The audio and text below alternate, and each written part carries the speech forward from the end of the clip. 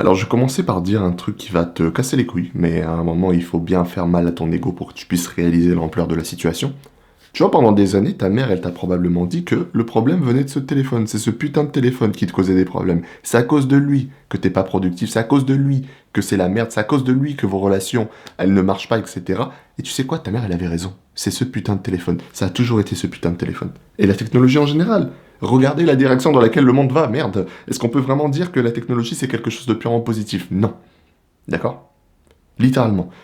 On est tous dans la distraction, on est tous dans la perte d'attention. Les compagnies utilisent littéralement l'attention comme leur moyen monétaire principal pour faire leurs transactions. On est dans une économie de l'attention, les mecs. Les compagnies ont besoin que tu sois addict à leurs produits, parce que plus tu restes sur leurs produits, plus ça leur génère de l'argent et du profit. C'est normal. C'est normal qu'il y ait des mecs qui littéralement bossent à la Silicon Valley, qui sont 10 000 fois plus intelligents que toi et moi, et qui littéralement connaissent tous les patterns possibles et imaginables de comment fonctionne ton cerveau, et ils utilisent cette connaissance qui pourrait être utilisée pour faire le bien dans l'humanité, non pas pour faire le bien, mais pour faire le mal, dans le fait de simplement pomper ton attention et pomper ton temps. Et oui, on veut devenir riche ici.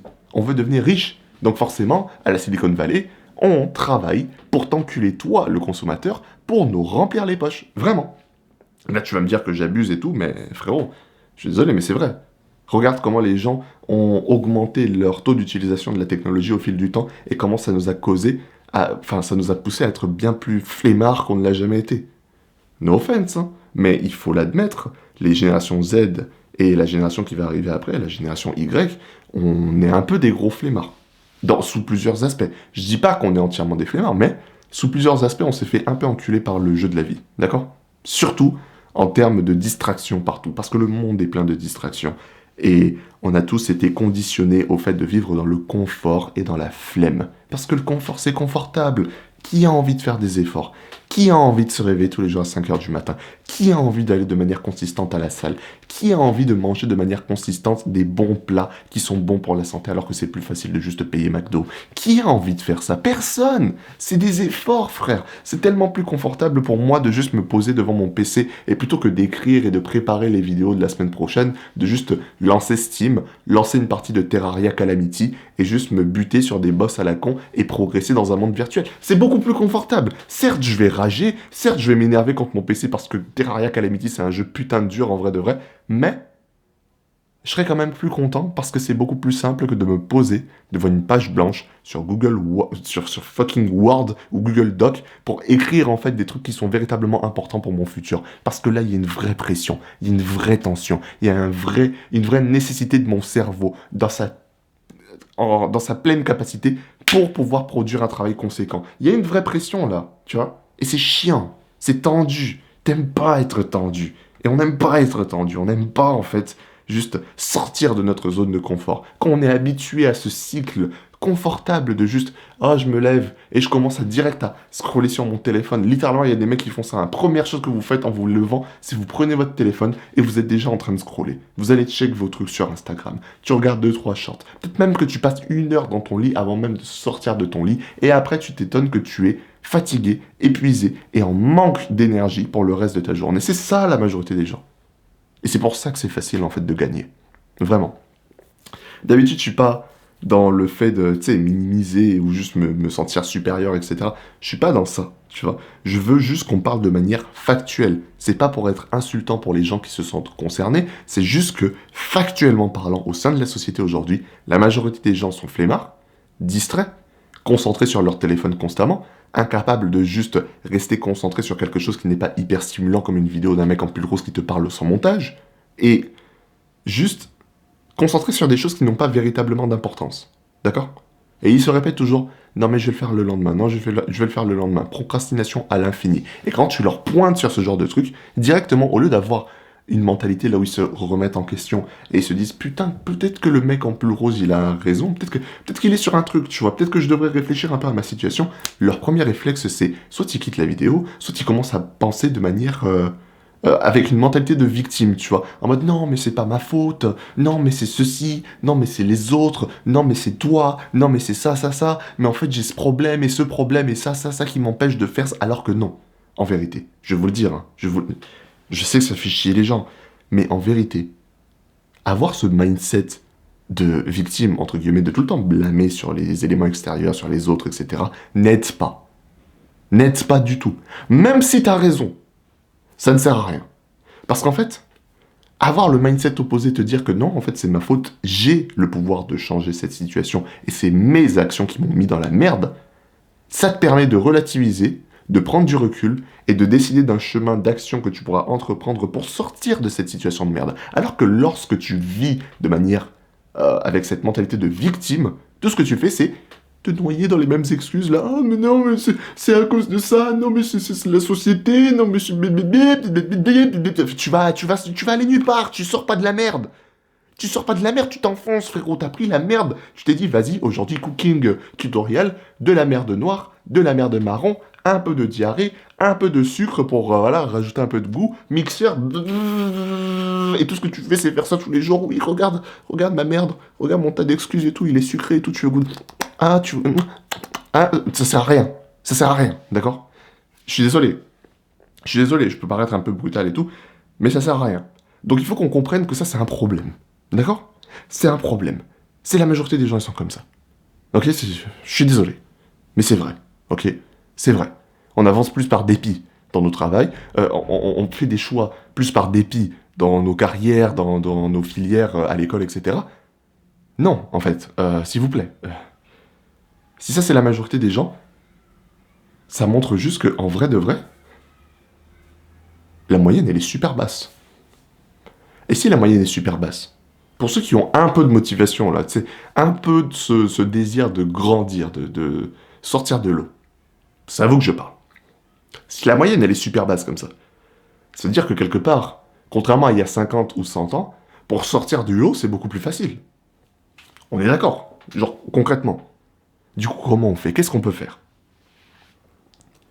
Moi, je vais te proposer 3 petites étapes pour un peu sortir du lot progressivement. Ces étapes, peut-être qu'elles vont te faire chier, mais peut-être qu'elles vont te permettre d'avoir aussi une vision différente de la vie qui pourrait te permettre d'avancer vers tes objectifs plutôt que de juste faire ton pâté à la merde, là, comme 99% des gens. Numéro 1, faut que tu reconnaisses le pouvoir des petites victoires. Vraiment. Tu vois, quand tu décides enfin de faire la vaisselle alors que ça fait 3 jours que tu procrastines sur l'affaire, dans ta tête, tu te dis, j'ai juste fait la vaisselle, c'est normal. Non. Fais pas ça. Il faut vraiment que tu partes du principe que si c'est quelque chose que tu as eu de la difficulté à faire et que tu t'es retrouvé à le repousser progressivement, même si ça paraît être un petit truc complètement anodin comme le fait de faire la vaisselle, il faut que tu sois fier de toi. Il faut que tu reconnaisses que, oui, j'ai dû fournir un certain effort mental et physique pour accomplir cette chose, même si elle est considérée comme banale aux yeux de la société. On s'en bat les couilles de la société là tout de suite, d'accord? On est concentré sur le fait d'être au-dessus de la société. Il faut que chaque petit effort que tu fais, mais tu sois reconnaissant que tu sois capable de le faire en fait. Il faut que tu sois content que tu aies pu fournir l'effort. Il faut que tu te sentes bien là. Il faut que tu acceptes que c'est une réussite et que tu célèbres toutes les petites réussites de ta vie, aussi anodines soient-elles. D'accord? Je me suis bien habillé aujourd'hui. J'ai fait l'effort de faire ma skincare. Aujourd'hui, je me suis brossé les dents non seulement le matin, mais aussi le soir. Ah, aujourd'hui, je me suis épilé les sourcils. J'avais la flemme depuis 3 jours, mais je l'ai fait aujourd'hui. Je suis trop content. Je suis fier de moi.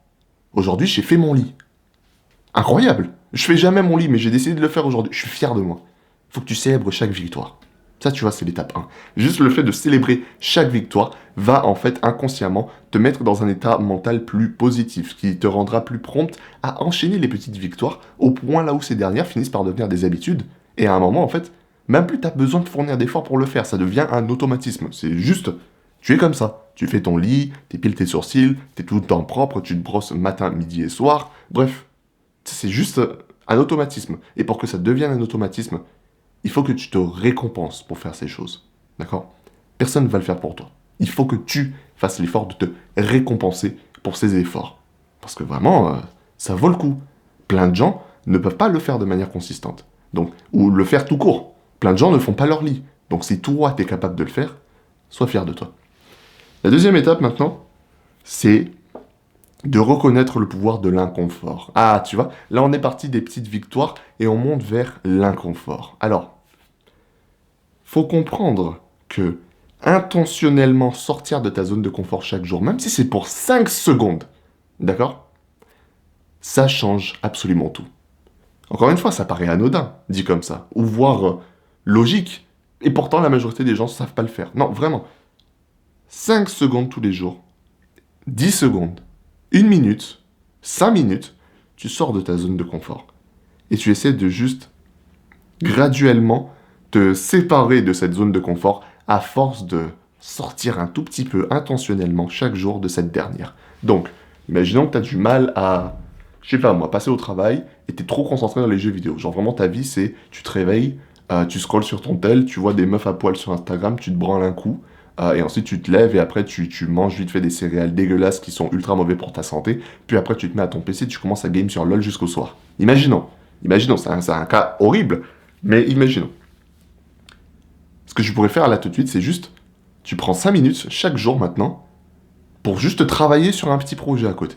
Ah oui, c'est un truc inconfortable, t'aimes pas le fait de travailler, mais juste tu te forces en fait 5 minutes par jour, 5 minutes. Et tu fais l'effort. Et à un moment en fait, ça devient une part de ta journée, ça devient naturel. Et à ce moment-là, il faut pas que ça devienne trop naturel parce que sinon ça devient aussi ta zone de confort. À ce moment-là maintenant, que c'est devenu naturel, t'étends le truc. Tu sors un peu plus de ta zone de confort. Et un peu plus encore. Et un peu plus encore. Tu utilises le pouvoir de l'inconfort justement pour te détacher de cette zone de confort. Et à un moment, il y aura une distance telle entre la zone de confort initiale et là où tu es actuellement que tu n'auras plus de problème en fait à passer à l'action ou à faire les choses inconfortables et chiantes. Parce que ça sera devenu ta nouvelle base, entre guillemets. C'est comme Goku qui s'entraîne dans la salle en anti-gravité, d'accord? En gros, vous savez comment marche le Super Saiyan dans Dragon Ball? En gros, le Super Saiyan, c'est un x50 dans les stats de Goku. Sauf que, pour que le Super Saiyan devienne plus efficace, il faut que le Goku de base devienne plus efficace. D'accord? Donc il faut que tu entraînes le Goku en forme de base pour qu'après, quand il fasse x50, il y ait plus de stats. On est d'accord, ça fait du sens jusque-là. Il faut que le pouvoir de base, il soit évolué. Pour que le multiplicateur soit aussi évolué par la suite. Ben, c'est la même chose, en fait. Il faut que tu fasses ces petits efforts pour que ta base puisse évoluer vers une base plus saine. Et pour mieux le faire, il faut que tu fasses des trucs légèrement inconfortables, volontairement, pas involontairement, pas parce que ta daronne t'a dit de le faire, non, parce que tu as décidé de le faire, et lentement, en fait, à force de le faire, les trucs confortables à l'époque, ça deviennent juste des trucs pas ouf, tu vois, et les trucs qui étaient difficiles à l'époque deviennent confortables. Et c'est ça, en fait, qu'il faut faire. Juste exploiter le pouvoir de l'inconfort. Et après, ça nous mène à la troisième partie. Oula. Je viens de manger, hein, c'est pour ça. Troisième partie. Exploiter le pouvoir de la douleur. Alors là, on monte d'un cran. D'accord? Inconfort, c'est genre... C'est genre ranger ses chaussures. Ou, je sais pas moi, faire la vaisselle. C'est un petit truc à la con. C'est les petits trucs à la con quand je t'ai dit qu'il fallait être reconnaissant et content de les faire. Tu vois? Un petit truc inconfortable. Là, il faut que tu sortes un peu de ta zone de confort. Ok, là maintenant, on va aller un cran au-dessus. Il faut que tu fasses des trucs qui, littéralement, volontairement, il faut que tu fasses des trucs qui te causent une certaine forme de douleur. Physique, psychologique, quelque chose. D'accord? Peut-être que toi, t'es pas du tout habitué à aller à la salle. Et quand tu vas à la salle, genre, ça te défonce. C'est horrible, t'as un peu envie de gerber parce que tu pousses trop lourd, etc. C'est juste quelque chose de très douloureux psychologiquement et physiquement pour ton corps. Bah là, tu vois, tu te forces à le faire.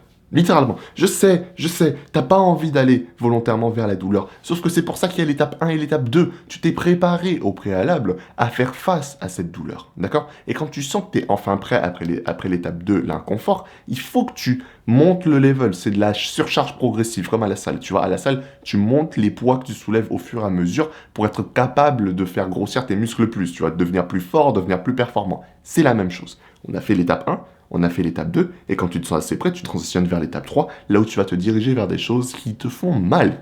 Et moi, l'exemple que je sors souvent, c'est les douches froides. J'ai horreur des douches froides, je déteste ça, c'est vraiment horrible, ok? Et des fois, j'ai tendance à... Tu sais, parfois, je me dis, vas-y, je vais prendre une douche froide, mais en fait, je triche. Je commence au chaud, et après, je transitionne au froid. C'est pas ça, l'objectif. C'est juste confortable, ça. C'est à la limite, c'est inconfortable. Non, non, non, il faut que tu sois choqué par le truc, tu vois. Faut dire que tu te mettes au froid et que tu hurles, parce que, putain, ça fait mal, les douches froides, tu vois. Ah, se mettre dans un bain glacé, ça fait mal, frérot. C'est inconfortable, t'as envie de canner, en fait. C'est le but.